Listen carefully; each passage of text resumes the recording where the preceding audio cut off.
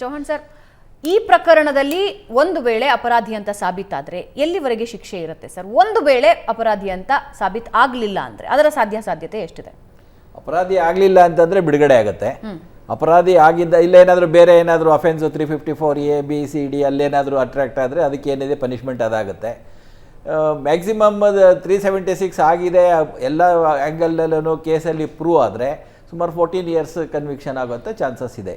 Okay, final comment ಅಷ್ಟೇ madam.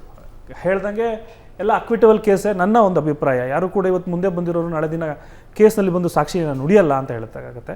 ಆದರೆ ಜನರು ತೀರ್ಮಾನ ಮಾಡಬೇಕಾಗತ್ತೆ. ಅವ್ರನ್ನ ನ್ಯಾಯಾಲಯದ ಮುಂದೆ ಯಾವತ್ತು ಇಂಥವ್ರನ್ನ ನಾವು ಚುನಾಯಿತ ಮಾಡಿ ಕಳಿಸ್ಬಾರ್ದು, ಅದನ್ನು ಸ್ಟ್ರಾಂಗಾಗಿ ತಲೆ ಇಟ್ಕೊಬೇಕಾಗುತ್ತೆ.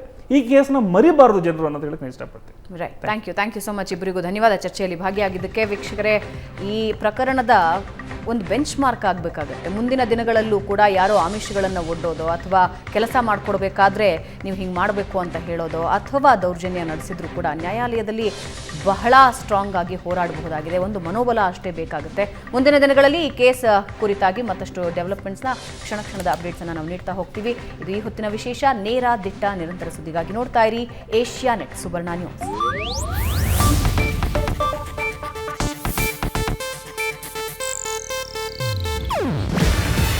ಇದು ಏಷ್ಯಾನೆಟ್ ನ್ಯೂಸ್ ನೆಟ್ವರ್ಕ್ ಪ್ರಸ್ತುತಿ. ನೀವು ನೋಡ್ತಿದ್ದೀರಾ ಏಷ್ಯಾನೆಟ್ ಸುವರ್ಣ ನ್ಯೂಸ್.